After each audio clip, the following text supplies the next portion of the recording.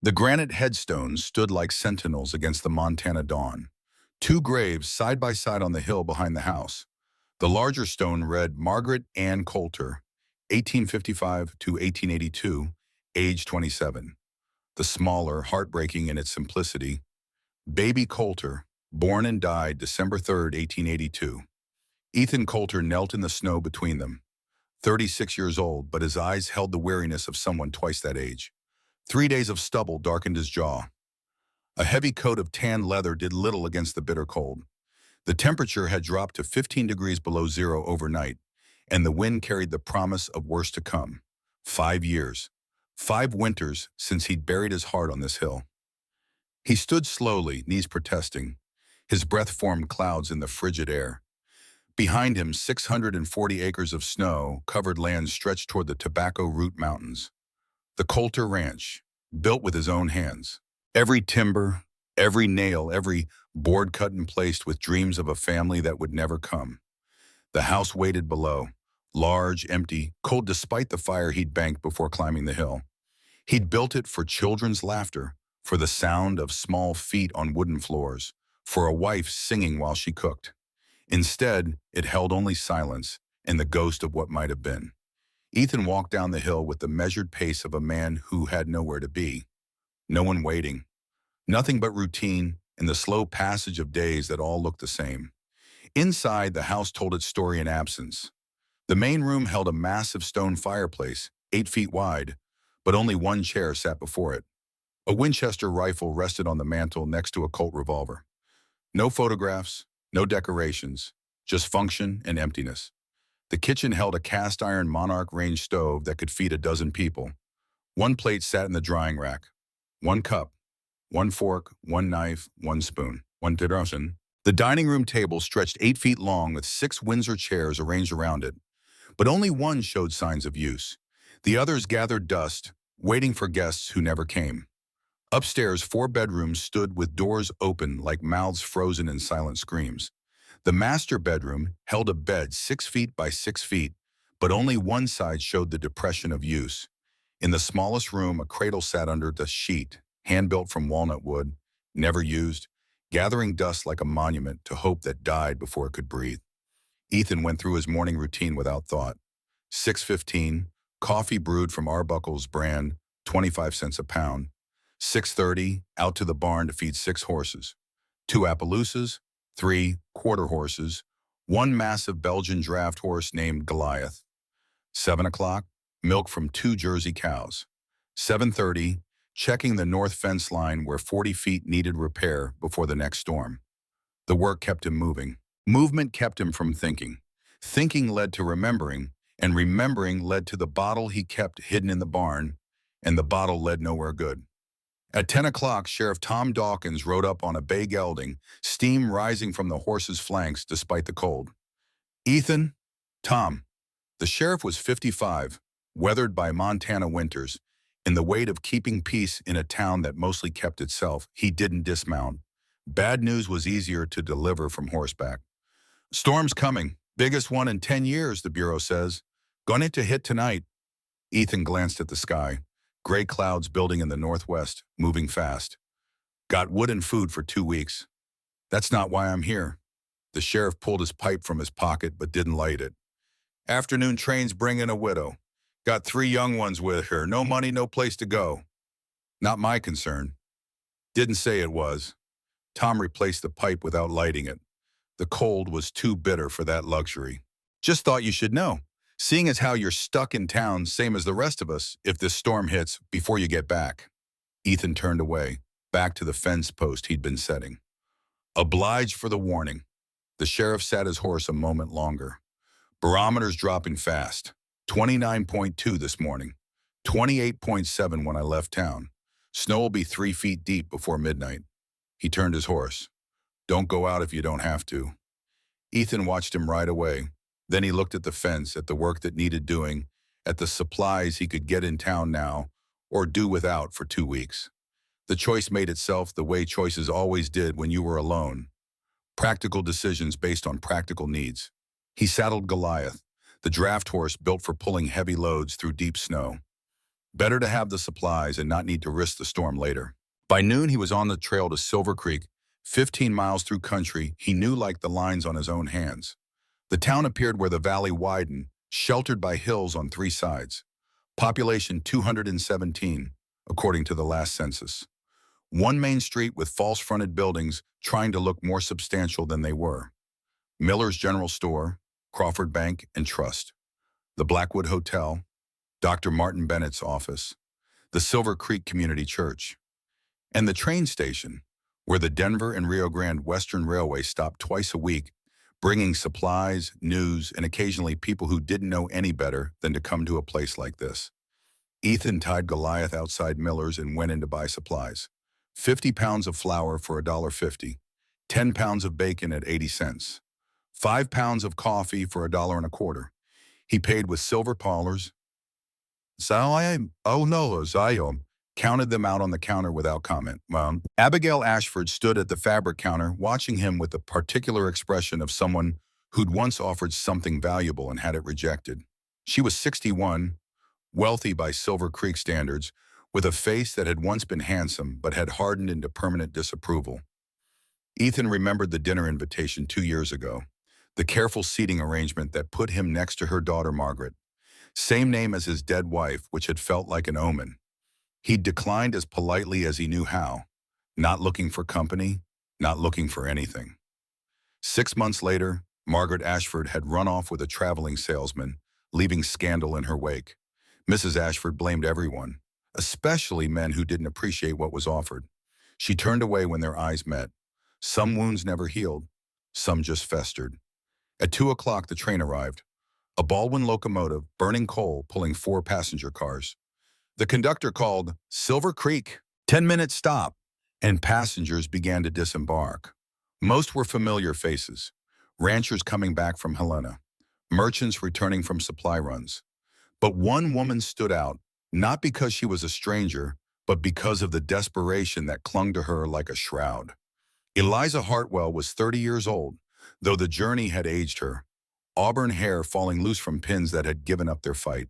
A navy blue wool dress, worn at the elbows and hem, but maintained with the kind of care that spoke of better days. Her face was pale, bloodless pale, the kind that came from exhaustion and hunger, and fear that had gone on too long.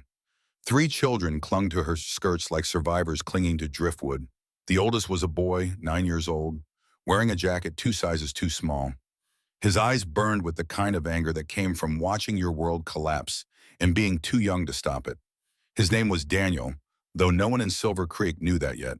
The middle child was 6, a boy named Samuel who clutched a small wooden horse carved by hands that would never carve another. His father's hands. He said nothing, just watched everything with the wariness of someone learning that the world was not safe. The youngest was 4 years old, Rose, holding a rag doll with one arm and keeping her thumb in her mouth with the other. Already she understood cold and hunger. Already she was learning that adults couldn't always fix things. Eliza stood on the platform and looked at the town with the expression of someone who just realized their last hope was built on sand. She approached the first person who looked official, Mrs. Sullivan, who ran the boarding house.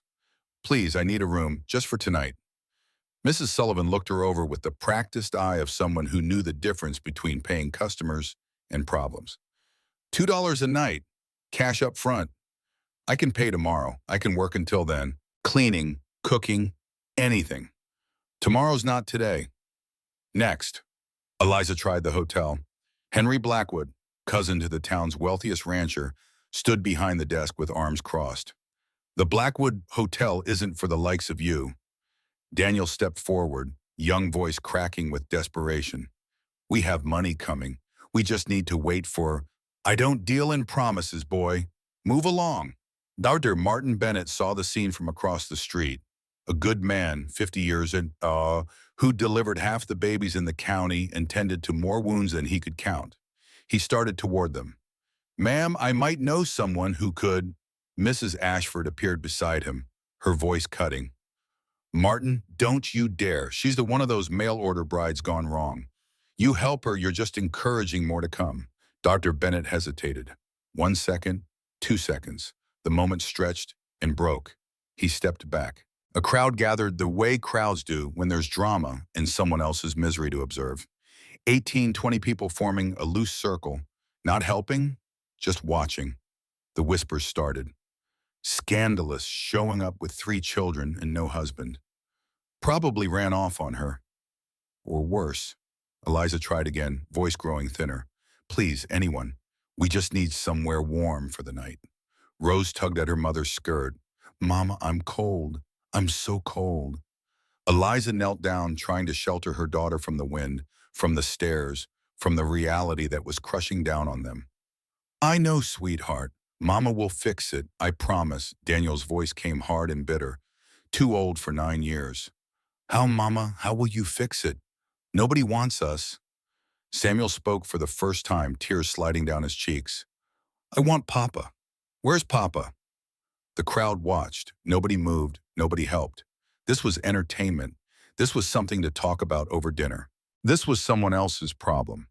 50 feet away, Ethan Coulter stood with his supplies, ready to leave.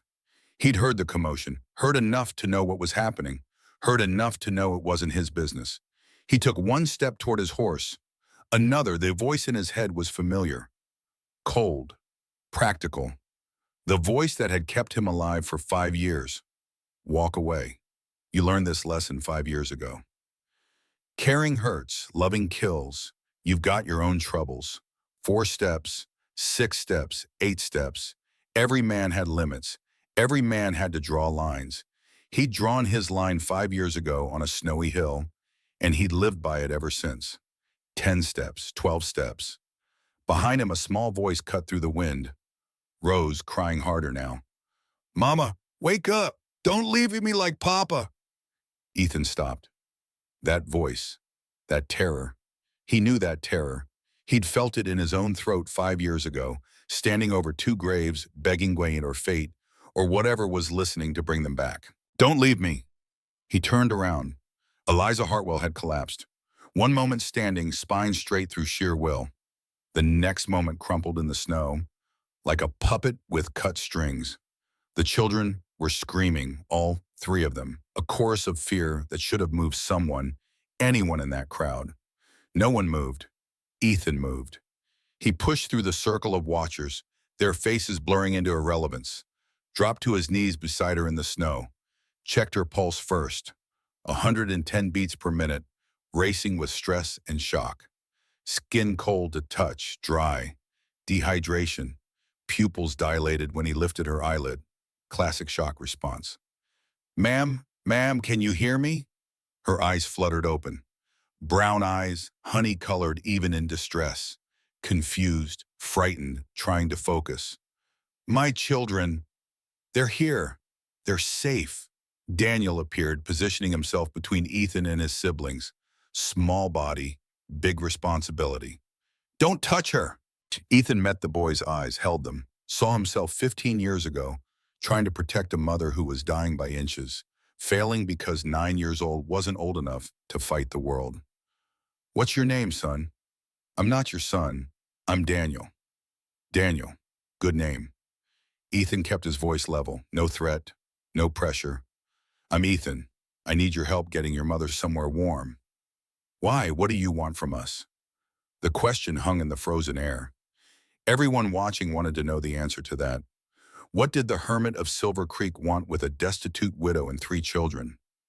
Ethan looked at the boy, at the mother struggling to rise, at the 2 younger children huddled together, at the crowd doing nothing. Right now, I just want to not watch 4 people freeze to death. Simple truth, no embellishment, no promises beyond the immediate moment. Daniel studied him. The boy had learned to read faces, to look for lies and hidden motives. He saw something in Ethan's eyes that made him nod once, sharp and decisive. All right. Together they got Eliza to her feet. She leaned heavily on Ethan, lighter than she should be. He could feel her ribs through the dress. 3 days without proper food, maybe more. The kind of hunger that came from choosing between feeding yourself and feeding your children, and always making the same choice. Where are we going? Her voice barely above a whisper. Somewhere safe. There's nowhere safe. There's my ranch, 20 miles out. But I know a place we can shelter tonight. Storm's too bad to make the whole trip. She pulled back slightly, trying to see his face. I don't even know you. No, ma'am, you don't. But the way I see it, you've got three choices. You can stay here in the cold with folks who already made clear they're not helping. You can take your chances wandering in a blizzard with three young ones. Or you can trust a stranger who's offering shelter. Her eyes searched his face, looking for what? Cruelty? Deception? The kind of hidden price that men always demanded from women who had nothing left to bargain with. Why would you help us? You don't know us. We're nothing to you. Rose's voice small and clear. The man has kind eyes, like Papa's eyes. Ethan felt something twist in his chest, looked down at the little girl with her ragged doll and her impossible trust. Kind eyes. Margaret used to say that. Before, he looked back at Eliza. Decision needs to be made now. Storm's getting worse. She glanced at her children. At Daniel's suspicious hope. At Samuel's silence. At Rose's trust. Then back at Ethan. All right. The crowd parted as they moved toward Ethan's wagon. He heard the whispers starting. They would follow this family like a shadow. That's Brennan. Wait, no, that's Coulter. The one whose wife died. Lives alone out at that ranch. Hasn't talked to nobody in 5 years. What's he want with a widow and 3 children? Nothing good, I'd wager. Mrs. Ashford's voice carried over the rest. Mark my words, this will end in scandal. Ethan ignored them all, had practice ignoring them, 5 years of practice. His wagon was a Studebaker farm model, 10 feet long, built for hauling supplies. Goliath stood patient in the traces, 18 hands of Belgian draft horse, 1,800 pounds of muscle and endurance.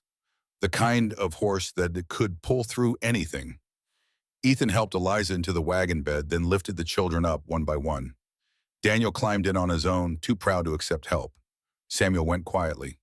Rose reached for Ethan's hand without hesitation. We can't all fit, Daniel observed. Not on horseback, but the wagon will get us to the Parker cabin, 5 miles out. We'll shelter there tonight. Head to the ranch tomorrow when the storm clears. He piled every blanket he could find on top of them. 6 wool blankets, military surplus, $1.50 each. Created a nest in the wagon bed where body heat could build. Not comfortable, but survival wasn't about comfort. The temperature had dropped to 12 below. Wind chill made it feel like 20 below. Snow was falling at 2 inches per hour.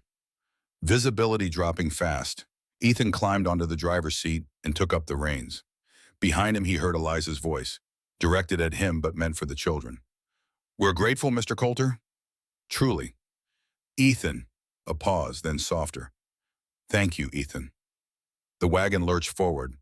Goliath leaned into the traces, powerful legs driving through snow that was already 8 inches deep. The familiar trail to the Parker cabin would take an hour in good weather. Today it would take closer to 2. Where were you headed? Ethan asked after 10 minutes. Conversation helped keep people alert. Alert people didn't get hypothermia. Denver. I thought I had an aunt there. She died last month. I didn't know until I arrived. I'm sorry. The lawyer's letter came too late. Her voice carried the weight of the final straw. So now I am nowhere with nothing. Behind them, Daniel's voice cut in. Why are you helping us? Already told you. But nobody just helps people. Papa said everybody wants something. Ethan thought about his own father. Cold man, hard man who'd taught him that emotion was weakness and asking for help was failure. Your father was probably right. So what do you want? Ethan considered lying, considered some easier answer. Settled on truth. To go to sleep tonight without seeing your sister's face in my nightmares. Silence from the wagon bed. Then Samuel's quiet voice. Are you a good person or a bad person? The question was so direct, so childishly simple that it hurt. Good or bad, as if the world were that simple. As if 5 years of grief and guilt and self-destruction could be categorized into neat boxes. Neither, son. Just a man trying to do one good thing today. Papa was good. He died anyway. Ethan's hands tightened on the reins. Yeah, good people died. Bad people lived. The world didn't care about fairness. The storm intensified, temperature dropping to 18 below. Wind howling at 25 miles per hour. Snow accumulating so fast the trail markers were disappearing. Ethan checked on the children every 5 minutes. Frostbite could happen in 10 minutes in these conditions. Exposed skin turned white, then waxy, then black. He watched for the signs. So far, bundled in blankets, they were holding. Goliath struggled but didn't falter. The big horse knew this trail, knew home was at the end of it. Animals had simple motivations: food, warmth, safety. Humans complicated things with pride and fear and all the other emotions that got in the way of survival. Mr. Coulter, Eliza's voice barely audible over the wind. I need you to understand something.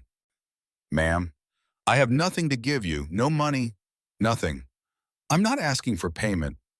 Men always want something, eventually. The bitterness in her voice told stories she didn't need to speak aloud. The world had taught her that kindness came with prices, that help was never free, that women without resources had only one thing to bargain with, and someone would always try to collect. 5 years ago, Ethan said, keeping his eyes on the trail, I lost my wife and baby, both of them, buried them on my land. He heard her breath catch. I spent every day since then trying not to feel anything, because feeling hurts too damn much. The wind screamed around them. Snow built on their shoulders, their hats. The world was white and cold and hostile. I wasn't looking to help anyone tonight. I was just trying to get home.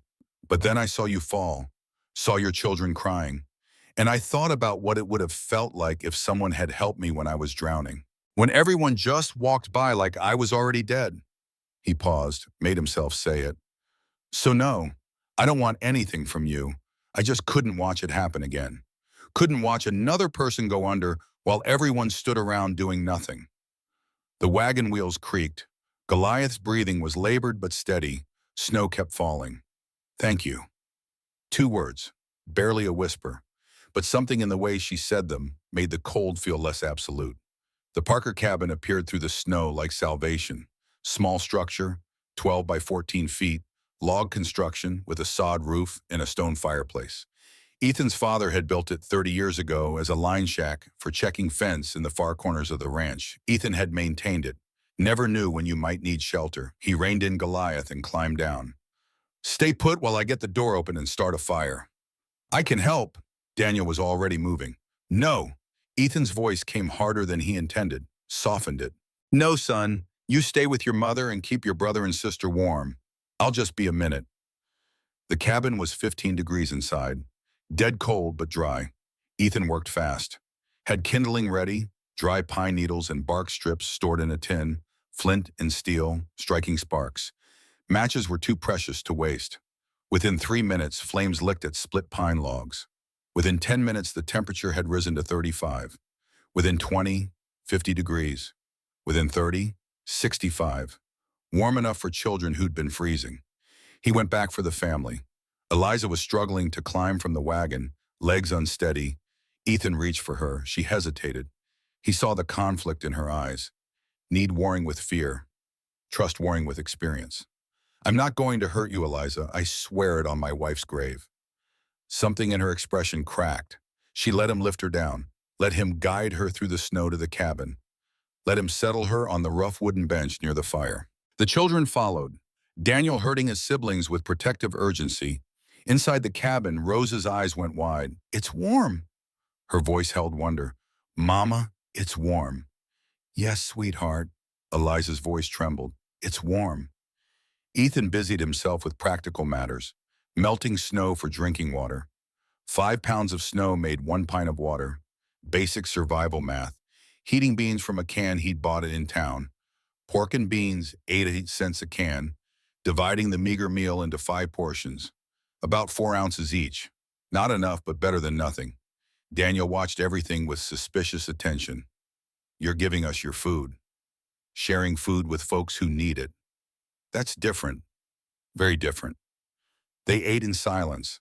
The fire crackled. Wind howled outside. The contrast between inside and outside became more stark with every minute. When the meal was finished, Rose crawled onto the bench beside her mother and laid her head in Eliza's lap. Mama? Yes, sweetheart? Is the man going to be our new papa?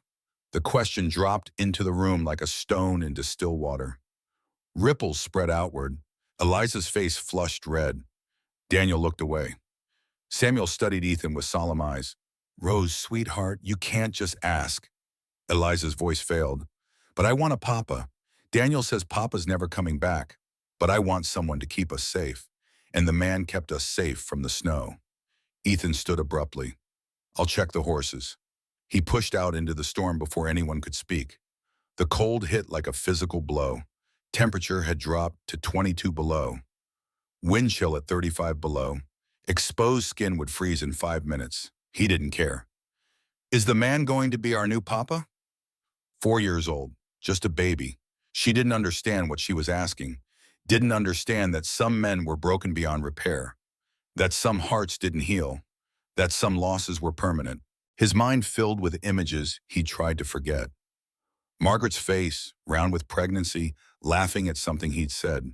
The cradle he'd built with his own hands, every joint perfect, every surface smooth. Choosing the name for a boy or a girl, making lists, making plans. Then the screaming. The midwife's face going pale. The baby, silent and blue. Margaret's hand going cold in his while he begged her not to leave. 5 years. 5 years of waking up alone. 5 years of eating alone. 5 years of watching the sun rise and set on a life that had no purpose beyond survival.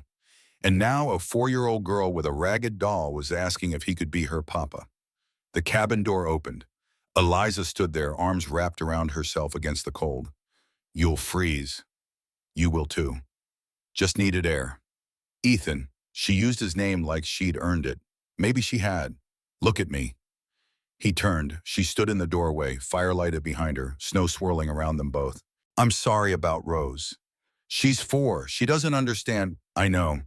And I'm sorry about your wife and your baby. I can't imagine. Her voice caught. I mean, I know loss, but you... She shook her head. You lost everything before it even began. Ethan looked at her, really looked at her. This woman who'd nearly died today, who'd been rejected by a whole town, who was standing in a blizzard worrying about his feelings. You're something else, you know that? What do you mean? You're starving. You're broke. You almost died today. And you're standing in a blizzard worried about me. Eliza almost smiled. Almost. Habit, I suppose. I've spent so many years worrying about everyone else. Maybe it's time someone worried about you. Their eyes met. The snow fell between them, soft and relentless. Something passed between them in that moment. Recognition, maybe. Two people who'd been broken by life, finding each other in the wreckage. We should go inside, Eliza said finally, before we both freeze. Yeah, we should. But neither of them moved for another moment.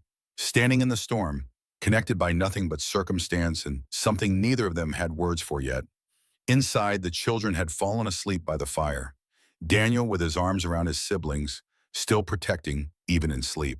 Samuel clutching his wooden horse. Rose hugging her doll, thumb in mouth. Eliza looked at them with an expression of such fierce love it hurt to witness. They're good children. They are. They've been through too much. They're still here, still fighting. That counts. Eliza sank onto the bench, exhaustion finally catching up. Ethan settled on the floor near the fire, stretching his legs out, tilting his hat over his eyes. What time do we leave tomorrow? She asked. Dawn, if the storm clears. Ranch is about 15 miles from here. And when we get there, you'll see the place, see if it suits. Then we talk about you and the children staying on if you want. Staying on as what? Housekeeper, I suppose. Ranch help. Whatever you want to call it. I've got a house with rooms I haven't used in years. More work than one man can handle. You've got 3 children who need a roof and regular meals. Seems like we could help each other. People will talk. People always talk. Doesn't mean we have to listen. Silence stretched. The fire crackled. Outside, the storm reached its peak intensity. Thank you, Ethan. Her voice was soft. For everything tonight. For not being what I expected. What did you expect? Honestly, I expected you to walk by like everyone else. Ethan lifted his hat just enough to look at her. Almost did. Got about 12 steps away before I heard your girl crying. Heard you telling her everything was going to be fine when you knew it wasn't. You heard that? I heard you lying to her, lying because you had to. Because that's what mothers do when the world is crushing them, and they've got to pretend it isn't for the sake of their children. His voice went rough. My mother used to do the same thing, right up until the day she couldn't pretend anymore. Eliza's breath caught. What happened to her? Fever. I was 12. He stopped, shook his head. That's a story for another time. Point is, I know that lie, the bright, brave lie, and I couldn't walk away from it. Silence stretched between them, filled only by the crackle of fire and the soft breathing of sleeping children. Get some rest, Eliza. Tomorrow's going to be a long day. She nodded, settled onto the bench with Rose in her arms. Within minutes, her breathing evened out into sleep. Ethan pulled his hat back over his eyes, listened to 4 people breathing. 4 people who'd been strangers 12 hours ago. 4 people who were alive because he'd stopped walking. 12 steps. That's all it had taken. 12 steps between walking away and changing everything. Outside, the storm raged on. But inside the Parker cabin, 4 lost souls slept peacefully for the first time in weeks. Sheltered by a broken man who'd forgotten how to feel until a woman collapsed in the snow and reminded him that sometimes saving someone else was the only way to save yourself. Morning would bring decisions. Morning would bring the ranch, conversations about arrangements, the beginning of something neither of them could predict. But for now, for this one quiet moment in a cabin surrounded by snow, there was warmth. There was safety. There was the first fragile thread of something that might, if they were brave enough to hold on to it, grow into something more. There was, against all odds and expectations, hope. The storm would break by dawn. The trail to the ranch would be passable. And Ethan Coulter, who'd spent 5 years dead inside, would wake up to discover that somewhere in the night, in the act of saving 4 strangers, he'd taken the first step towards saving himself.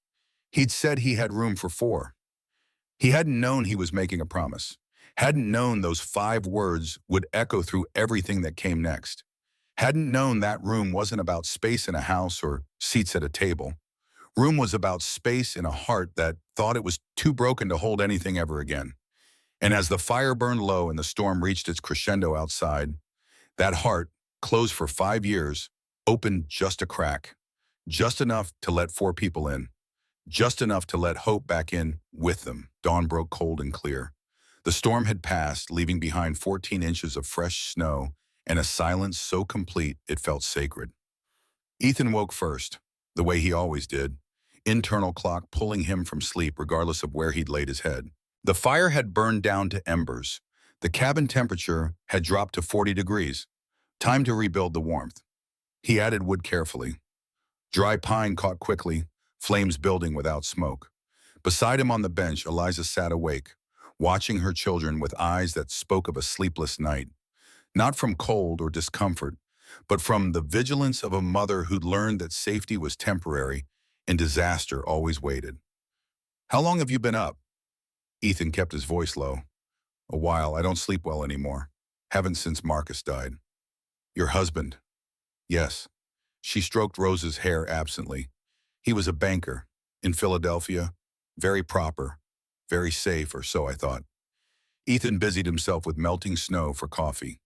5 pounds of snow, 1 pint of water. Basic mathematics of survival. He didn't push for more. People told their stories when they were ready, not when you asked. But Eliza needed to say it, needed to speak the words aloud to someone who hadn't already judged her. Marcus died in September. Heart attack at his desk. 34 years old. No warning. Her voice remained steady, but her hands trembled. Then I discovered the life I thought we'd built was fiction. He'd embezzled $12,000 to cover bad investments in railroad bonds. When he died, the truth came out. Ethan poured coffee into tin cups, handed her one.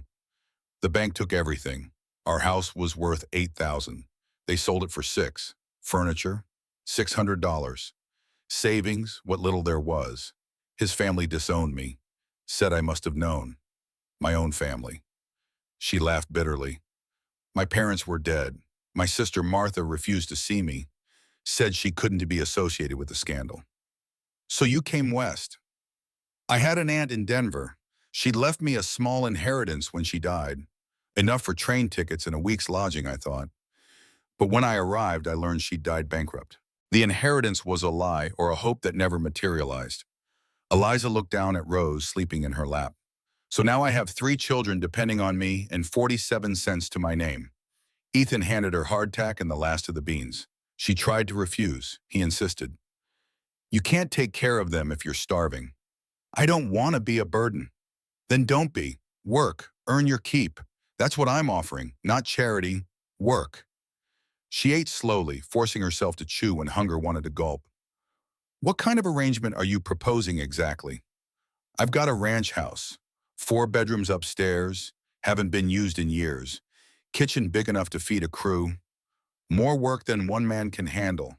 Fence that needs mending. Animals that need tending. A house that's been falling apart since I stopped caring. You're offering me a job. I'm offering you and your children a place. Room and board in exchange for help around the house. Cooking, cleaning, keeping things in order. The children can go to school in town, learn what it means to have a home that isn't going anywhere. People will assume things. Let them. I stopped caring what people think 5 years ago. Can it hurt you more than it already has? Eliza considered this. No, I suppose another scandal hardly matters when you've already been destroyed by one. Then we're agreed. I haven't said yes yet. Ethan met her eyes. But you will, because you don't have a better option, and we both know it. That's not a criticism. It's just truth. Sometimes circumstances make our decisions for us. The children woke. Rose first, rubbing her eyes, then Samuel clutching his wooden horse. Finally Daniel, alert instantly, checking on his siblings before himself. Mama, is the storm over? Rose asked. Yes, sweetheart, it's over. Are we really going to the man's ranch? Daniel's voice carried suspicion and hope in equal measure. If your mother agrees, Ethan said. 3 pairs of eyes turned to Eliza, waiting, trusting her to make the right choice even though right choices had been in short supply lately. We're going. The journey to the Coulter Ranch took 4 hours, 15 miles through snow that slowed Goliath to a steady walk. But the big draft horse never faltered, never complained, just leaned into the traces and pulled. The ranch appeared where the valley opened up. 640 acres, a full square mile of prime Montana grazing land. The house stood 2 stories tall, 1,800 square feet of timber frame construction. A barn 40 by 60 feet. Outbuildings for tools, smoking meat, storing vegetables. Chicken coops. A corral for horses. It's big, Daniel said, voice betraying surprise. Bigger than our house in Philadelphia, Samuel added quietly. Built it myself, Ethan said. Took 2 years. Had help with some of it, but most of the work was mine. Rose pressed against the wagon side, staring. Why so big for just you? The question hung unanswered because the answer was written in every empty room. Built for a family that never came. Built for children who never took their first breath. Built for a future that died before it could begin. As they approached, Eliza assessed with a practical eye. The porch held 2 rocking chairs buried under snow, never cleared, never used. Windows were dark, no curtains visible. The barn was in good repair, though, better maintained than the house. Priorities spoke volumes, animals mattered. Comfort didn't. Smoke rose from the chimney. Ethan had banked the fire before leaving, but it had kept burning, kept the house from freezing completely. Home, Ethan said simply, and climbed down to help them out. Inside, the main room held promise buried under neglect. The 8-foot stone fireplace was magnificent, built to last centuries. A Winchester rifle and Colt revolver rested on the mantel, but no photographs. No decorations. Just function stripped of everything that made a house a home. Rose ran her finger along the windowsill, examined the gray dust, held it up. It's dirty? Rose, Eliza's voice carried embarrassment. That's not polite. No, Ethan said. She's right. Housekeeping has suffered since I've been alone. Eliza moved through the space with the eye of someone who'd managed a household.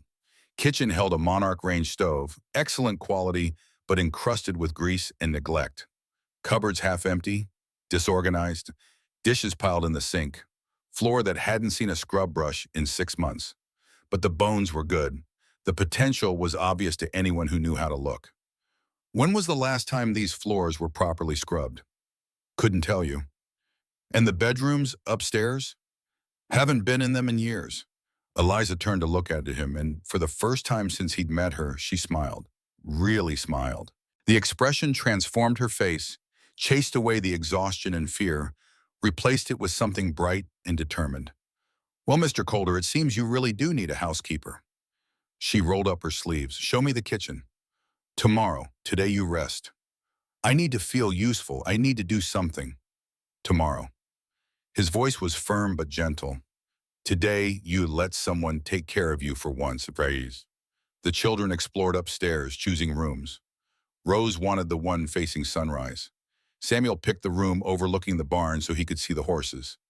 Daniel chose the one facing the main road, the one where he could watch for danger, still on guard, still protecting. That evening, Ethan cooked. Badly. Steak burnt to leather, potatoes boiled to mush, bread gone stale, coffee strong enough to strip paint. The children were too hungry to care, cleaning their plates in minutes. But Eliza laughed, the first genuine laughter he'd heard from her. Tomorrow, I'm definitely taking over the kitchen. Won't argue with that. After dinner, after the children went upstairs to their new rooms, Ethan and Eliza sat by the fire. The silence between them was comfortable now, shaped by shared experience and tentative trust. Thank you, she said quietly, for today, for all of it. Nothing to thank me for. There's everything to thank you for. You gave us our lives back. Outside, snow began falling again, light this time, just a dusting, the kind that made the world look clean and new. Inside the Coulter Ranch, for the first time in 5 years, the house felt inhabited, felt alive. 4 people breathing where there had been only one. 4 hearts beating in spaces that had known only silence. It wasn't perfect, wasn't permanent yet, but it was a beginning. And sometimes, Ethan thought as he watched the fire burn low, sometimes a beginning was enough. The first week transformed the ranch from a house into a home. Eliza woke before dawn that first morning, had coffee brewing and breakfast cooking by the time Ethan came downstairs.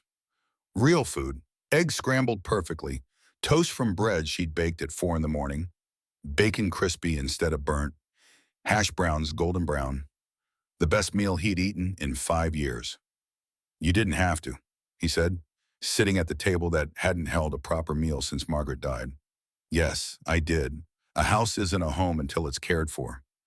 The children came down together, Rose still rubbing sleep from her eyes, Daniel already dressed and ready, Samuel carrying his wooden horse like a talisman. They ate together, all 5 of them, and the dining room that had held only echoes suddenly held conversation in the clink of silverware and the small sounds of people sharing space. After breakfast, Ethan took them to the barn.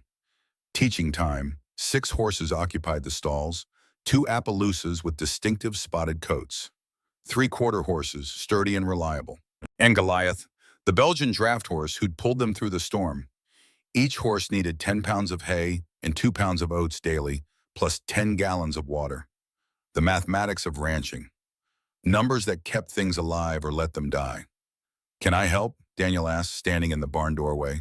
Ethan handed him a bucket. Fill that halfway with oats, not more. Too much will make them sick. The boy took the task seriously, measuring carefully, checking twice, learning that details mattered, that care prevented catastrophe. Samuel gravitated immediately to the horses, specifically to a bay mare named Willow, 15 hands high with a gentle disposition. The horse lowered her head when Samuel approached, let him touch her muzzle, responded to his whispered words with soft nickering. You've got a gift, Ethan told him. Animals know who to trust. Can I ride her? Tomorrow. Today you learn to brush her, to check her hooves, to know her. Then you earn the right to ride.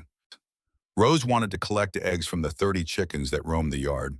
20 eggs a day when they were laying well.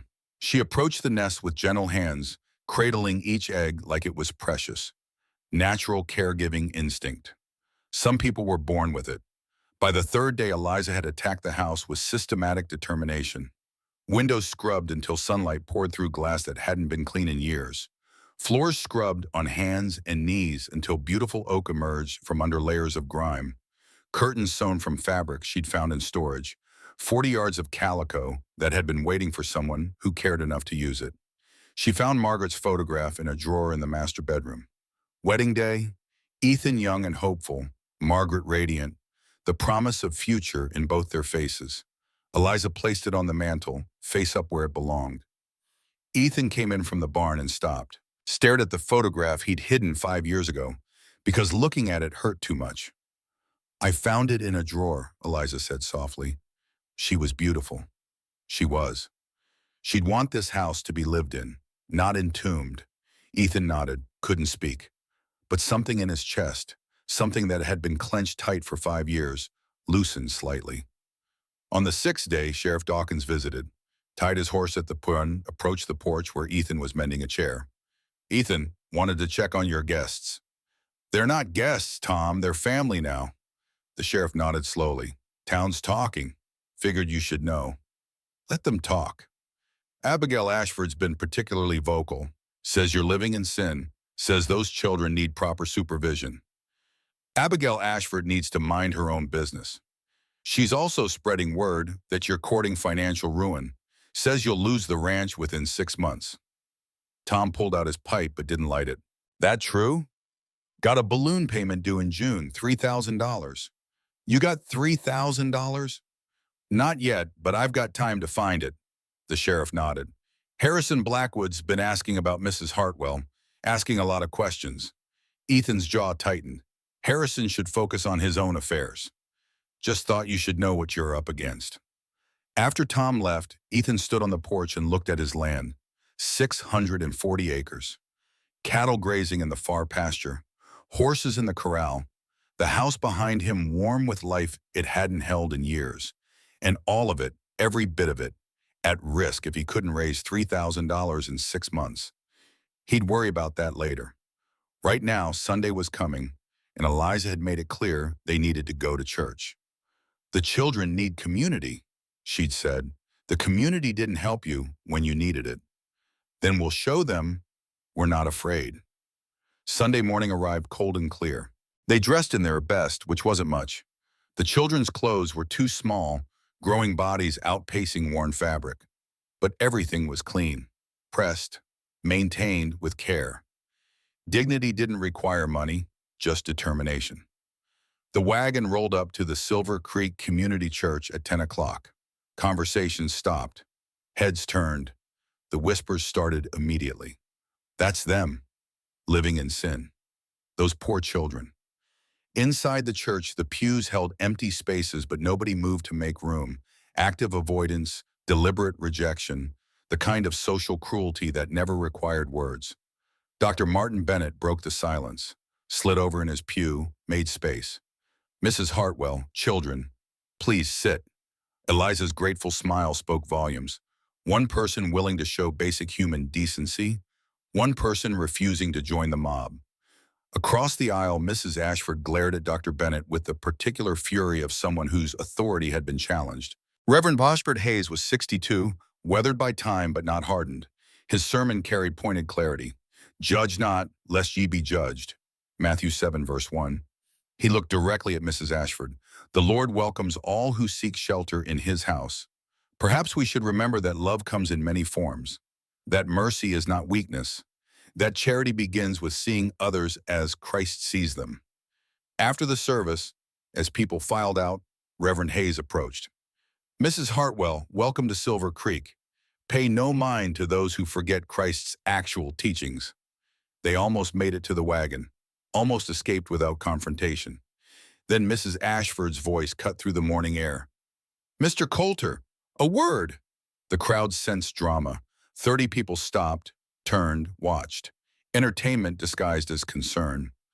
I feel it's my Christian duty to address this situation. Mrs. Ashford's voice carried to everyone listening. A widow and 3 children living under your roof? Unmarried, unsupervised. It's unseemly. Eliza stepped forward, spine straight, chin up. Philadelphia Society Manners meeting frontier judgment. I am employed as Mr. Coulter's housekeeper. Our arrangement is entirely proper. Oh, is that what they're calling it now? The innuendo hung heavy. Gasps rippled through the watching crowd. Ethan moved between them. That's enough. The whole town is talking, Ethan. What example are you setting?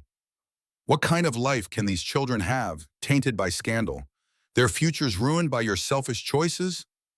The words found their target. Eliza paled. Ethan felt her fear spike. Her children's futures. The one thing she couldn't dismiss or ignore. Daniel pushed forward, young face burning with rage. You don't know anything about us. We didn't ask for our papa to die.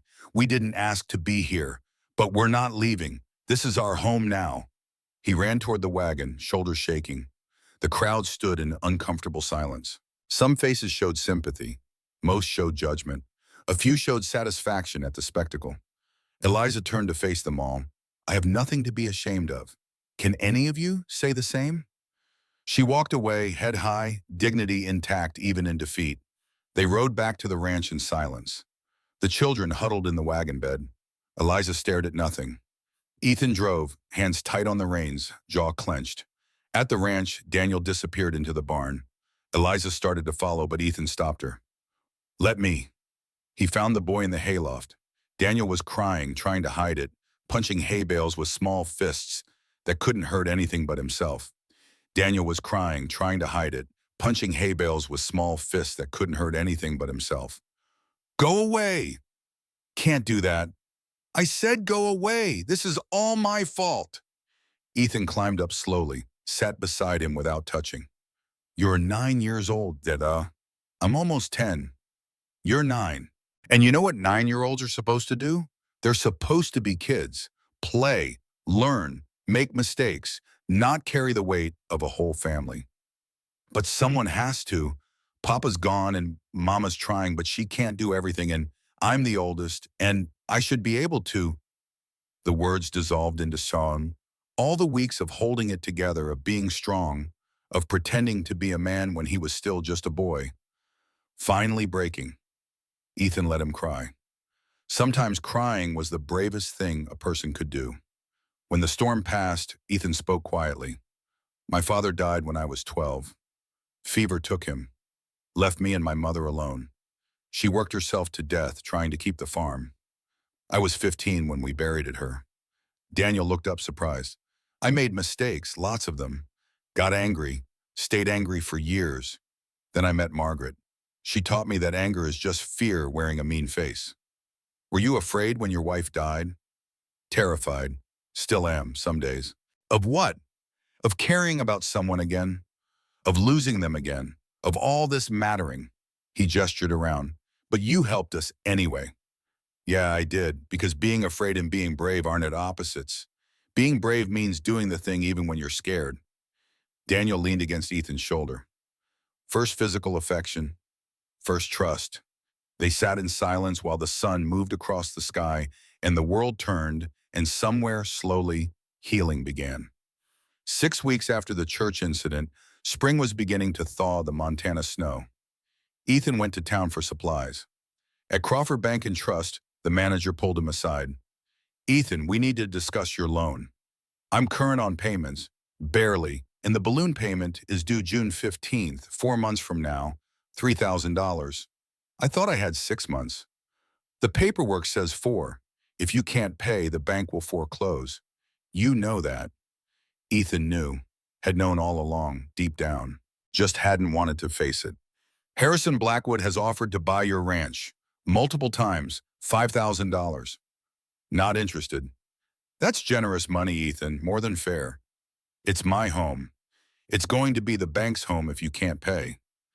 Outside the bank, Harrison Blackwood waited, 42 years old, tall, well-dressed in a suit that cost more than most men in Silver Creek made in 3 months.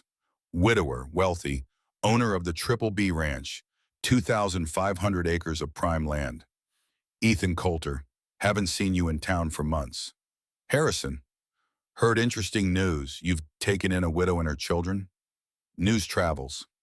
Silver Creek's a small town, few secrets. Harrison smiled the kind of smile that never reached the eyes. I'd like to meet her. This Mrs. Hartwell. Where? Professional courtesy. I'm on the church board. Want to ensure she's settling in well. She's fine. Actually, there's a spring social next week. Church fundraiser. It would be good for Mrs. Hartwell to attend. Show the town she's respectable.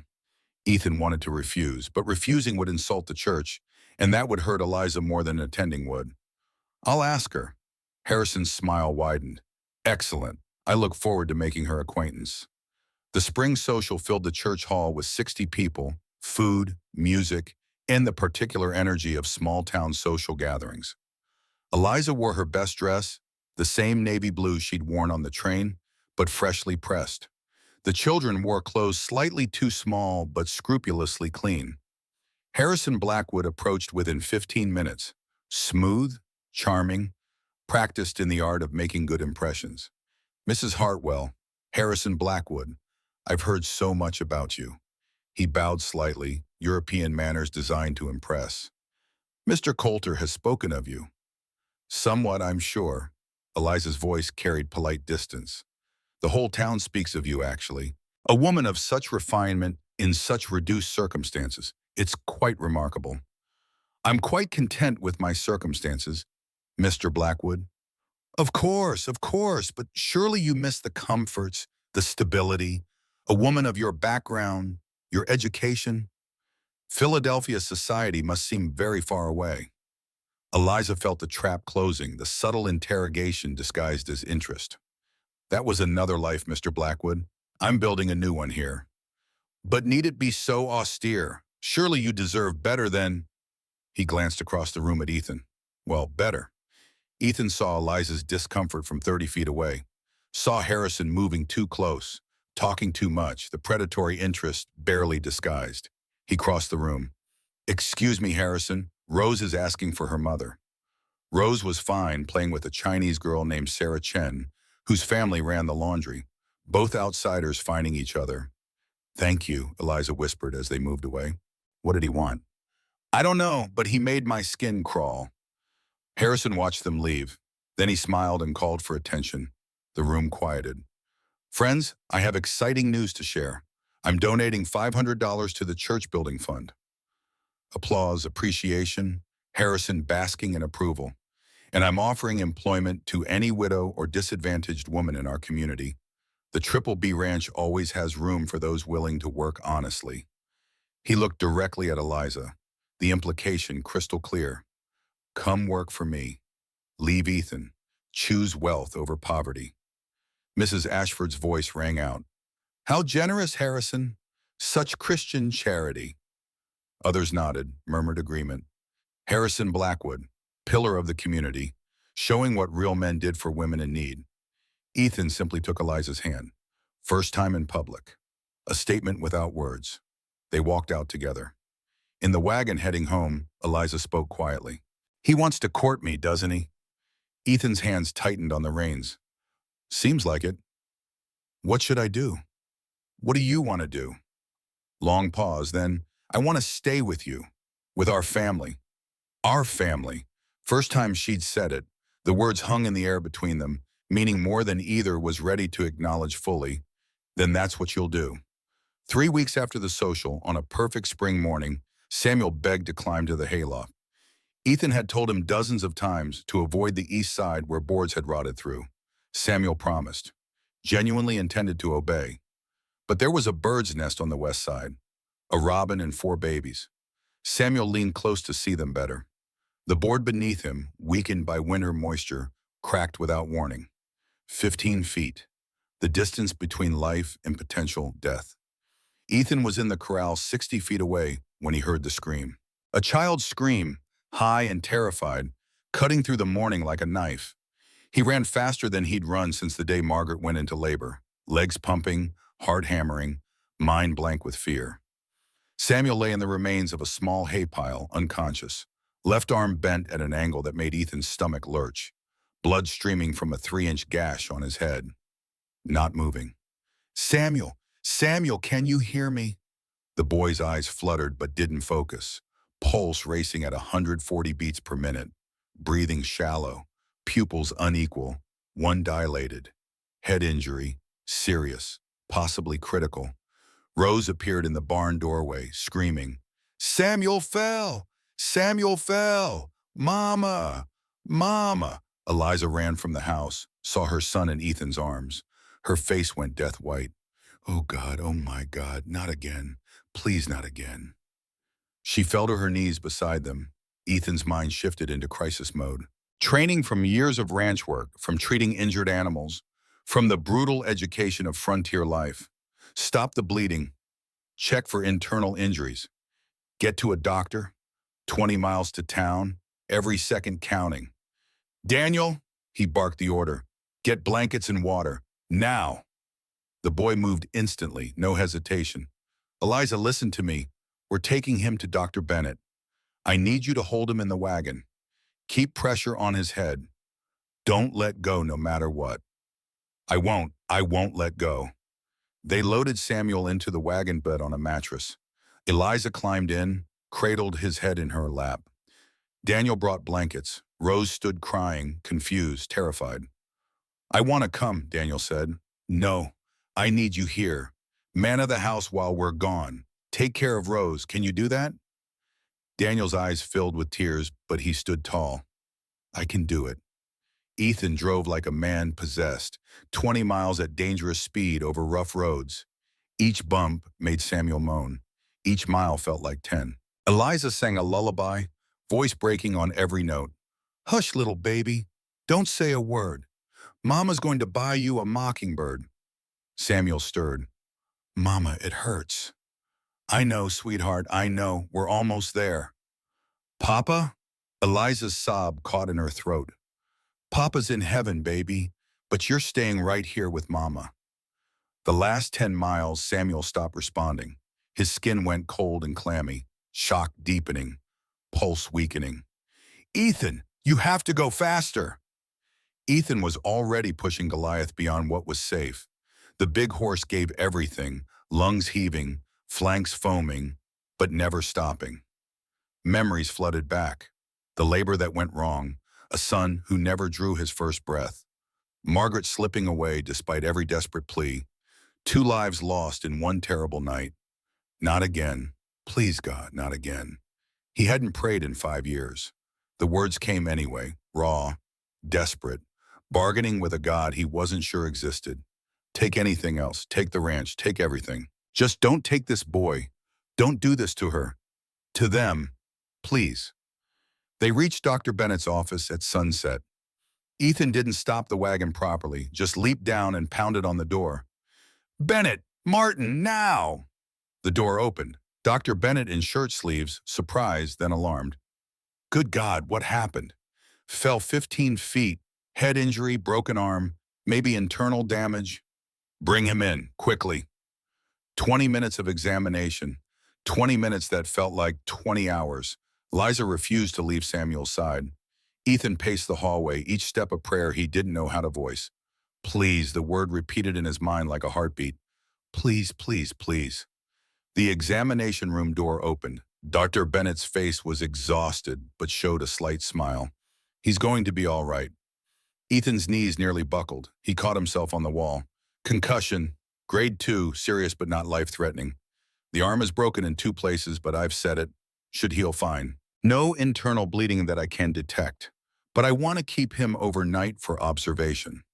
Eliza came out of the room and collapsed into Ethan's arms, sobbing. He's okay. He's okay. They held each other, both shaking, both breathing, both alive in a way they hadn't been since the wagon had left the ranch. Hours later, with Samuel sleeping peacefully, his arms splinted and his head bandaged, Ethan found himself in the church. Empty, dark. Just him and the wooden cross in a lifetime of questions without answers. The door opened. Eliza stood there, backlit by street lamps. I knew you'd be here. Couldn't sleep. Neither could I. She sat beside him. I heard you earlier, in the hallway outside the examination room, praying. He didn't respond. I need to tell you something. Her voice trembled. I love you, Ethan Coulter. The words hung in the sacred space between them. I know the timing is terrible. I know we're sitting in a church and my son almost died today and everything is chaos. But I love you. For bringing us in from the cold. for giving my children a home, for driving like a madman to save Samuel's life, for praying to a God you don't believe in because you didn't know what else to do. Tears streamed down her face. I love you. Ethan cupped her face in his hands.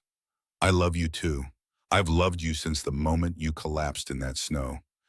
I've loved you every morning when I come downstairs and smell coffee brewing. I love your children like they're my own blood. His voice roughened. I've so you, Eliza, and it terrifies me because I've already lost so much. He kissed her, gentle at first, then deeper. Years of loneliness pouring out. Years of holding back finally breaking. When they pulled apart, both breathing hard, Eliza smiled through tears. What do we do now? Now we stop pretending this is just an arrangement. Now we admit what this really is. And they returned to Dr. Bennett's office hand in hand, found Samuel awake, groggy but alert. Mama?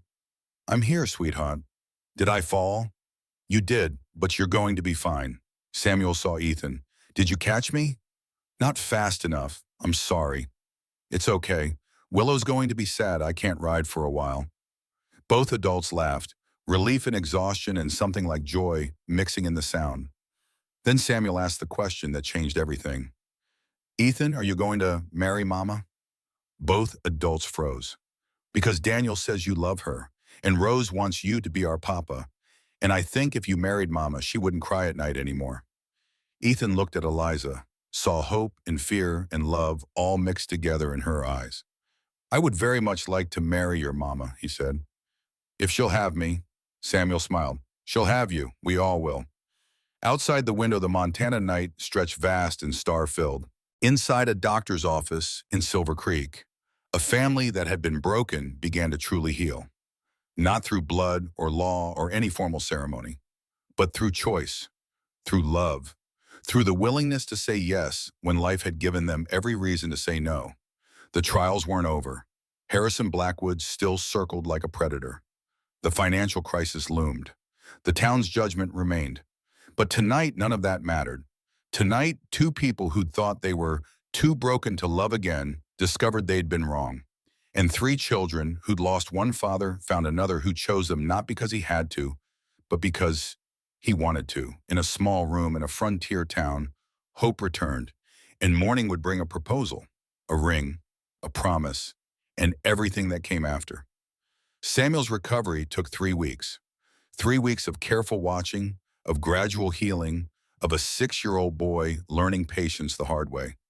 The first week brought severe headaches and mandatory bed rest. The second week allowed him to walk around, arm immobilized in a splint that itched constantly. By the third week, he was nearly himself again, though the cast would remain for 6 more weeks. The nightmares came every night that first week. Samuel waking with screams, reliving the fall, feeling the boards give way beneath him. Ethan would hear him and climb the stairs, sit by the boy's bed until the terror passed, speaking in low tones about nothing and everything, teaching by presence that fear was natural, that surviving meant learning to live with it rather than letting it consume you. Being afraid is good, Ethan told him one night. It keeps you alive, but don't let it stop you from living. The ranch had settled into rhythms that felt permanent. Morning routine had become comfortable ritual. Eliza cooking with practiced efficiency, filling the kitchen with smells that made the house feel inhabited. Children helping without being asked, each finding their place in the daily work of keeping a ranch functioning. Rose set the table every morning, carefully placing each fork and knife exactly where it belonged. Daniel fed the horses with Ethan, learning to read their moods, to spot lameness before it became serious, to understand that caring for animals was a responsibility that never ended. Samuel, even with one arm, collected eggs from the chickens, moving slowly but determinedly, refusing to let injury define him. Ethan had changed in ways both visible and subtle. He smiled now, readily and often, joined conversations instead of observing from outside, played with the children in the evenings, teaching Rose to whittle small animals from scraps of wood, showing Samuel how to braid rope one-handed, helping Daniel with arithmetic that the boy found frustrating. And there were small intimacies with Eliza, a kiss on the forehead when passing, hands that found each other while sitting by the fire, conversations that stretched late into the night about nothing important and everything that mattered. 3 weeks after the accident, Ethan stood in his bedroom and opened the small wooden box he'd kept hidden in a drawer for 5 years. Inside lay a simple gold band with a small diamond, his mother's ring. She'd worn it for 30 years, through poverty and plenty, through childbirth and loss, until fever had taken her when Ethan was 12. Margaret had worn it for their brief marriage. 5 years, plans for a family that would fill the house he was building. Then death had come, sudden and absolute, leaving the ring behind like an accusation. Now Ethan held it again and heard Margaret's voice in his memory, clear as if she stood beside him. "If something happens to me, promise you won't stop living. Promise me you'll love again." He'd promised. Then spent 5 years breaking that promise, convinced that loving again meant betraying her memory, convinced that his heart was too broken to risk on anyone else. "I kept my promise, Margaret," he whispered to the empty room. "Just took me longer than expected." He pocketed the ring and went downstairs, found Daniel in the barn, mucking stalls with the determined focus of a boy trying to prove his worth through work. "Need to talk to you about something," Ethan said. Daniel stopped, pitchfork in hand, instantly wary. Conversations that started that way usually meant bad news. Ethan pulled the ring box from his pocket, opened it, let Daniel see. The boy's eyes went wide. "That's a ring?" "It is. You're going to propose to Mama." Not a question. Daniel was 9 years old, but he read situations with the skill of someone twice his age. Survival had taught him to see what was coming. "Yes, is that all right with you?" Daniel set down the pitchfork. "Do you love her?" "With everything I have." "Do you love us?" Same answer. The boy nodded slowly, processing. Then his expression shifted to something almost formal. "There's something we want to ask you first, all three of us." That evening, after dinner, after the dishes were washed and put away, Daniel gathered his siblings in the barn. Ethan sat on a hay bale and waited while they arranged themselves, clearly rehearsed, clearly important. Daniel spoke first. "When you marry Mama, if you marry Mama, we were wondering something." He glanced at his siblings for support. They nodded. "We want to change our last name, from Hartwell to Coulter." Ethan went very still. The request landed with unexpected weight. Samuel stepped forward. "Papa will always be our Papa. We'll remember him. But you're our family now, our real everyday family, and we want everyone to know." Rose added her voice, small but certain. "I want to be Rose Coulter. It sounds pretty. And then I can tell Sarah that you're really my papa, not just pretend." Ethan couldn't speak. His throat had closed around words that wouldn't come. 3 children asking to take his name, to belong to him officially, legally, permanently. "You don't need my name to be my children," he finally managed. "You already are, since that first night in the cabin." "But if we have your name, it helps us feel like we belong," Daniel said. "Like this is really our home and nobody can take it away." Ethan knelt down, bringing himself to eye level with Rose, put a hand on each child's shoulder. "Then I would be honored, more honored than I can say." They came together in a group embrace, all 4 of them, Rose giggling, Samuel sniffling, Daniel trying to be stoic but failing, and Ethan with tears in his eyes that he didn't bother hiding. "Does this mean you're really Papa?" Rose asked. "I already am, sweetheart, just making it official." A month later, with spring in full bloom, Ethan rode to town for supplies and to deposit the meager earnings from selling 3 horses at prices Eliza had insisted were too low. At Crawford Bank and Trust, the manager pulled him aside before he could leave. "Ethan, about your loan. I'm current, barely, and the balloon payment is now 3 months away. We're in early March, June 1st, $3,000. The reminder landed like a physical blow. $3,000. He had 900 saved. Eliza's careful management of the ranch finances had helped, her skill with numbers preventing waste, but 3 months wasn't enough time to raise the remaining 2,100. Outside the bank, Harrison Blackwood waited, deliberate, calculated, a predator who'd been circling for months, waiting for the right moment to strike. "Ethan, we need to talk." "Nothing to talk about, Harrison." "I think there is. Your balloon payment, 3 months away. You can't make it, and we both know it." That's my business. It becomes everyone's business when it affects the community. Harrison stepped closer, voice dropping to conversational tones meant to carry. A crowd was gathering, drawn by the spectacle. My offer still stands. $5,000 for your ranch. More than generous. Not interested. Come now, Ethan. Be reasonable. You're drowning and dragging that woman and those children down with you. You can't provide for them, can't give them what they need. What they need isn't for sale. Harrison's smile turned cold. What about what Mrs. Hartwell needs? Security, stability, a proper home. I can offer her all of that. Mrs. Hartwell has made her choice. Has she? Or has she simply accepted the only option she thought she had? Ethan felt rage building. Cold, controlled, dangerous. Let me make something very clear. His voice cut through the gathering crowd. 20 people now. 30. Word spreading that something was happening on Main Street. Eliza Hartwell is going to be my wife. Gasps rippled through the watchers. We're getting married. She and her children are taking my name. We're a family. So you can take your offer, your concern and your disrespect, and you can go straight to hell. The words hung in the spring air. Definitive. Public. Burning every bridge with deliberate intent. Mrs. Ashford's voice carried from the mercantile doorway. Well, the truth comes out at last. Some faces showed shock. Some showed approval. Mr. Bennett and Reverend Hayes smiled openly. Harrison's expression went cold with fury. You'll regret this, Coulter. When the bank forecloses, I'll buy your ranch for pennies on the dollar. And Mrs. Hartwell will realize she bet on the wrong man. He turned to leave, then stopped. Turned back. Voice dropping to a level only Ethan could hear. One more thing. She doesn't have legal guardianship of those children in Montana. Pennsylvania paperwork doesn't transfer automatically. Someone could challenge custody, argue that she's not a fit mother, someone with resources to care for them properly. The threat landed like a knife between ribs. Custody, legal challenge. The one thing that could destroy Eliza more completely than poverty ever could. You wouldn't, Harrison smiled. Wouldn't I? Think about what's best for those children, Ethan. A failing ranch with a man who can barely provide? Or my ranch with tutors, proper education, genuine security?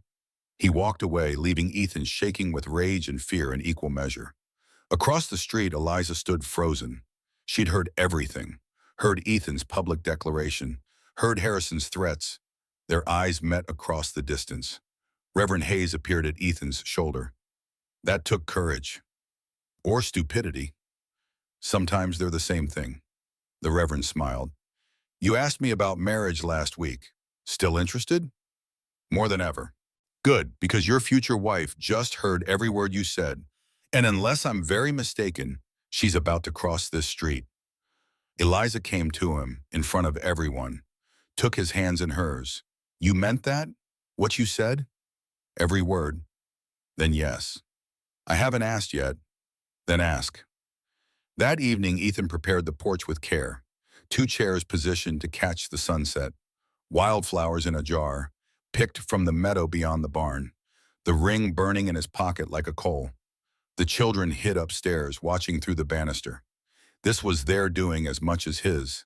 This family being built from broken pieces. Eliza, can you come outside?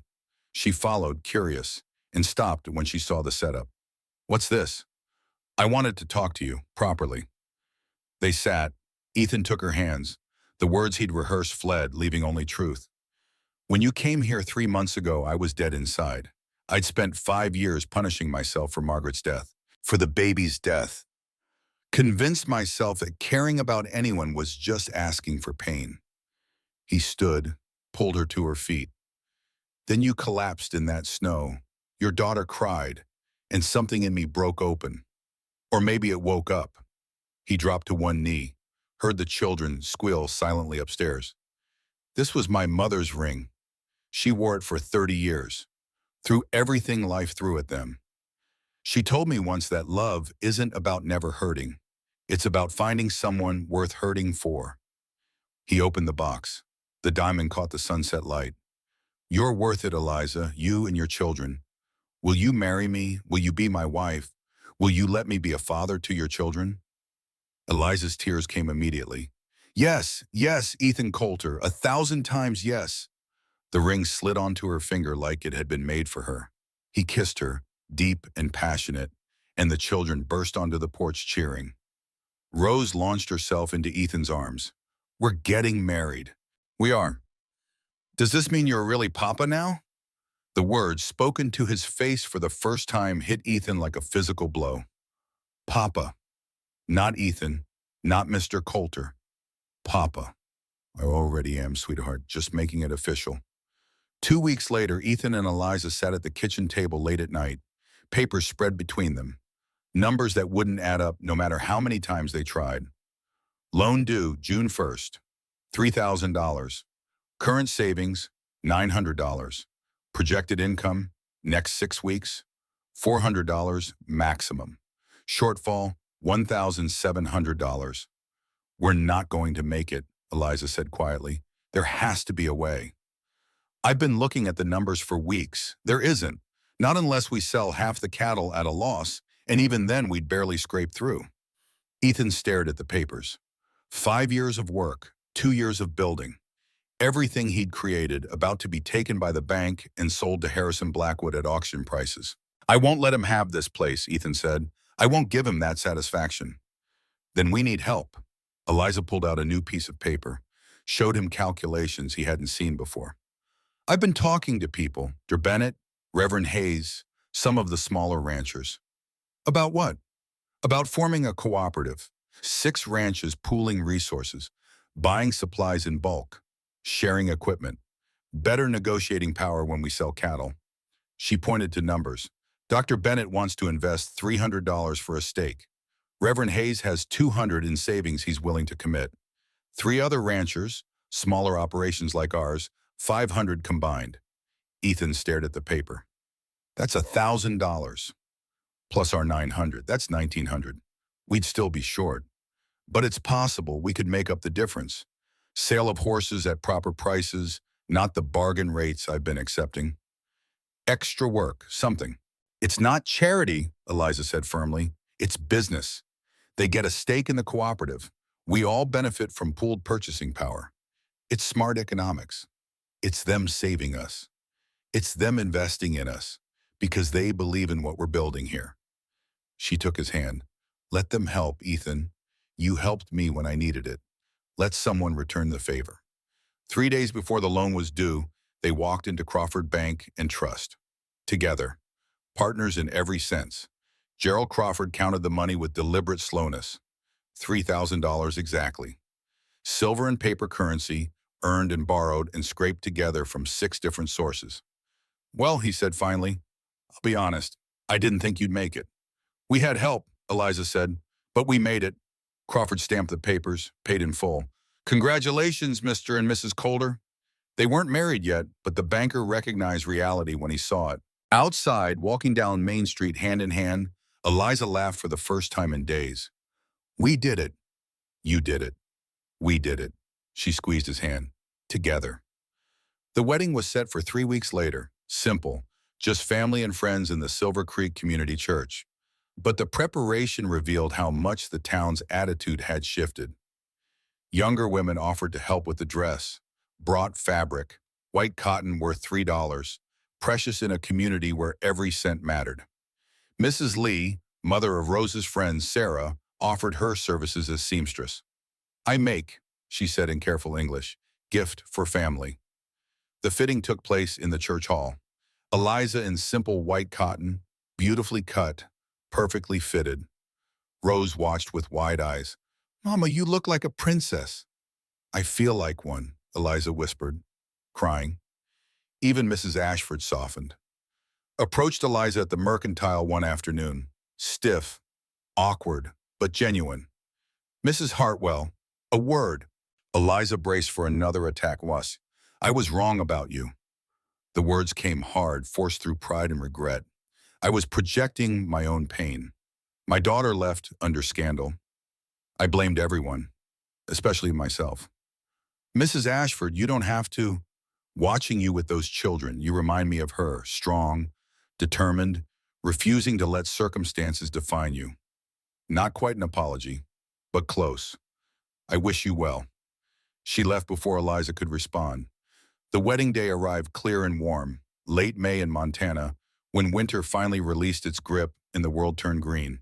75 people filled the church. More than expected, genuine warmth mixed with lingering curiosity. Harrison Blackwood was notably absent. That absence felt like victory. Ethan stood at the altar in his best suit, nervous energy making his hands shake.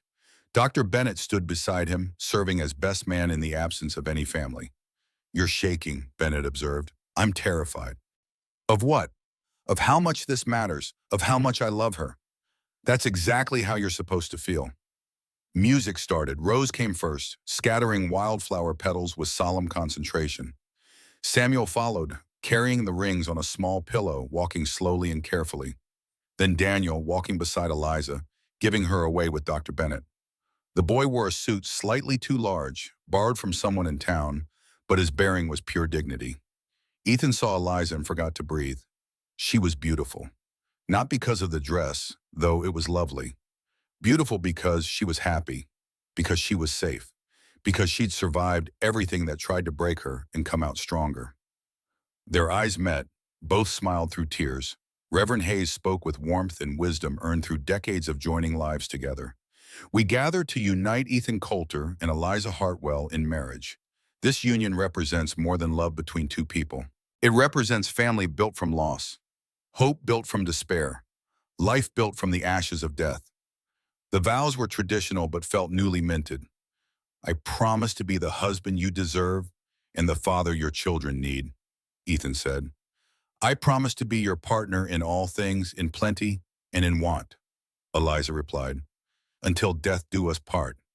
Samuel held up the pillow proudly. The ring exchange felt sacred. Margaret's ring on Eliza's finger. A new gold band for Ethan, bought with money Eliza had earned by selling the last of her Philadelphia possessions. "You may kiss the bride." Ethan cupped her face and kissed her deeply. Applause erupted. Children piled in for a group embrace. Reverend Hayes laughed. "Ladies and gentlemen, the Coulter family!" Cheers filled the church. Genuine, warm. The town that had rejected them 4 months ago now celebrated them. At the reception, Dr. Bennett raised his glass. "To the Coulters, may your family continue to grow in love and strength." Everyone drank. Ethan and Eliza shared a look.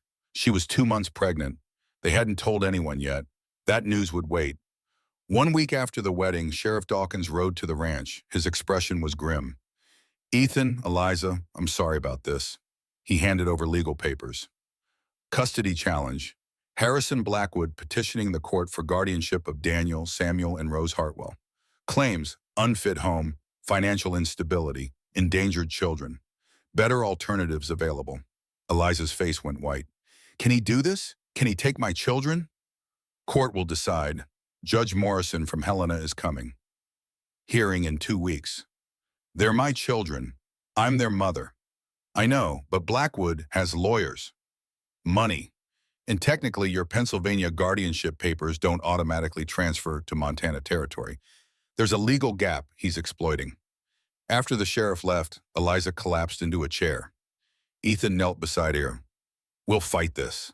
"How? We don't have money for lawyers. He has everything." "We have the truth. We have love. We have a family."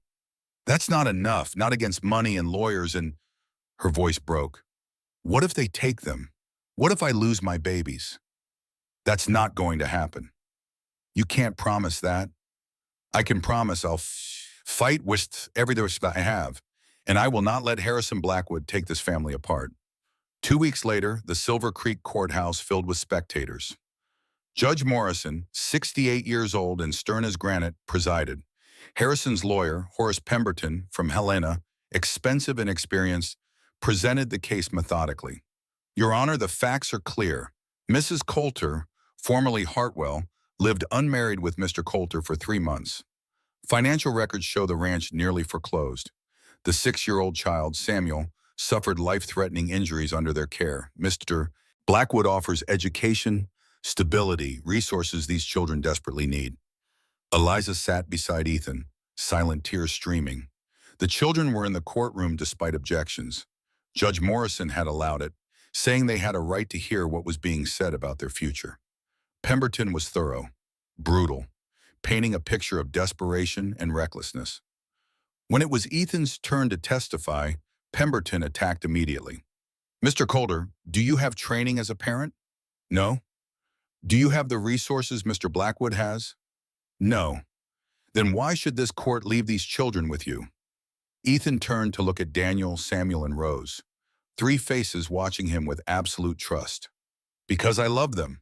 Because I was there that night in the snow when nobody else was. Because I drove 20 miles with my dying son in my arms, praying to a God I'm not sure I believe in.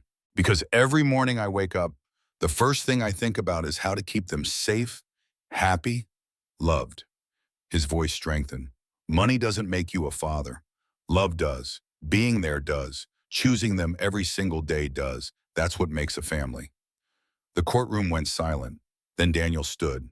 Not supposed to speak, not called, just stood. Judge Morrison, excuse me, but may I say something? The judge looked surprised. Come forward, son. Daniel walked to the front, looked at Harrison Blackwood with 9-year-old clarity.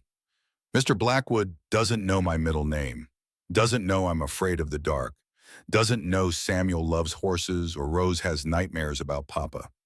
But Ethan, Papa knows, because he cares enough to learn. His voice cracked, but he pushed on. Please don't take us from our family. The judge studied the boy, then looked at Harrison, at Ethan, at Eliza. Before he could speak, Mrs. Ashford stood, shocking everyone. Your Honor, may I address the court? Mrs. Ashford? I was wrong about the Coulter family, very wrong. They're not perfect, but they're a real family. And Mr. Blackwood is doing this not for the children, but for pride, for revenge. She sat down. Harrison's face went red with fury. Judge Morrison took a long moment. When he spoke, his voice carried the weight of 40 years on the bench. I've seen many families in my time. Rich families, poor families, perfect-looking families. But the best families are the ones who choose each other, who fight for each other. Petition denied. Custody remains with Ethan and Eliza Coulter. Mr. Blackwood, do not waste this court's time again. The gavel fell. Eliza collapsed against Ethan, sobbing with relief. The children rushed to them. The courtroom applauded. Harrison stormed out, defeated finally and completely. They'd won, not with money or lawyers or influence, but with truth and love, in a family that refused to be broken. 6 months later, in December, Eliza went into labor. Early morning, 3 weeks before Christmas. Ethan woke to her hand on his shoulder. It's time. Panic hit immediately. Time? Now? But you have 3 weeks left, and babies come when they're ready. She smiled through a contraction. Get Dr. Bennett. The children waited in the living room. Daniel took charge, keeping Samuel and Rose calm. Mama's strong, she'll be fine. Ethan stayed in the bedroom, holding Eliza's hand. Memories of Margaret threatened to overwhelm him. The screaming, the blood, the silence after. I can't lose you, he whispered. I can't lose you both. You won't. I'm not going anywhere. Hours passed, long, difficult. Dr. Bennett working calmly, talking Eliza through each contraction. Ethan never leaving her side. You're doing amazing. You have to say that. You're my husband. I mean it. Finally, one last push. Dr. Bennett called encouragement. Eliza screamed, then another sound. A baby's cry. Strong, healthy, perfect. Ethan collapsed into a chair, sobbing. It's a girl! Dr. Bennett announced, cleaning the baby, wrapping her in soft cloth. He handed her to Eliza. Hello, little one. Ethan approached, terrified to touch something so small, so fragile, so perfectly alive. She's beautiful, just like you. They brought in the children, 3 faces filled with wonder. What's her name? Samuel asked. Ethan and Eliza had discussed this, agreed. Grace. Her name is Grace Coulter. Why Grace? Because that's what she is. Grace, unexpected, undeserved, and perfect. 3 weeks later, on Christmas morning, the Coulter house blazed with life. Tree decorated by Daniel and Samuel, stockings hung for 6. The smell of baking bread and roasting meat filling every room. Children woke early, excited, loud, wonderfully, perfectly alive. Grace slept in Ethan's arm as Eliza made breakfast. The scene was domestic chaos. Beautiful chaos. Gifts were exchanged. Simple things. Meaningful things. A new saddle for Daniel. Woodworking tools for Samuel. A porcelain doll for Rose. A locket for Eliza with a family photograph inside. A pocket watch for Ethan, engraved, "To Papa, with love." After the gifts, Rose made her request. "Papa, tell us the story." "What story?" "How we found each other." All the children chimed in. Even Grace seemed to listen, eyes open and alert. Ethan settled by the fire, his family around him. It was the coldest day of the year. I was in town, just wanting to get home. Then I saw a woman on the platform with 3 children and nowhere to go. The children knew every word, but loved hearing it anyway. And I started to walk away, got 12 steps, but then I heard crying. Heard your mama tell your sister everything would be fine when she knew it wasn't. And I couldn't walk away from that lie, that brave, desperate lie. "So you came back," Rose interrupted. "I came back, and I said 5 words that changed my life. Together, all of them. I've got a room for 4. Ethan looked at Grace sleeping in his arms. "But now there's room for fun, and you know what? There's still more room. Room for as much love as this family needs. Because hearts don't run out of space. The more you love, the more room you find." Outside, snow fell gently. Inside, a family gathered. Imperfect. Chosen. Real. Ethan's voiceover carried the final words. "5 years ago, I buried my heart on a hill behind this house. Swore I'd never feel again. Never love again. Never risk the pain. Then a woman collapsed in the snow, and her children cried, and something in me broke. Or maybe it healed. I said I had room for 4.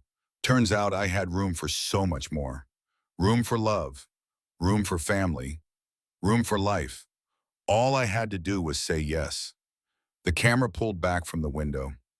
The house lit from within, snow falling, the graveyard on the hill visible in the distance, but not the focus. The focus was the house, the life, the family. 5 lost souls had found each other in a Montana blizzard, had built something real from broken pieces, had proven that family wasn't about blood or law or convention. Family was about choosing someone every single day, about showing up, about staying, about having room in your heart even when you thought it was too broken to hold anything ever again. The Coulter family, built from loss, forged in trials, sealed by love. And as the snow fell and Christmas morning turned to afternoon, as children played and Grace slept and Eliza and Ethan watched their family with grateful hearts, one truth became absolutely clear. Sometimes the bravest thing a person could do was stop walking, turn around, and make room. Room for 4 had become room for 5, and there was still space for more, not just in the house, but in hearts that had learned the most important lesson of all. Love wasn't about never hurting. Love was about finding people worth hurting for, worth fighting for, worth choosing every single day, no matter what the cost. Ethan Coulter had made that choice on a frozen December day, and it had saved them all. The end was just the beginning, and the beginning was everything they'd ever needed. Home, family, hope, room enough for everyone who needed it, and love enough to last a lifetime.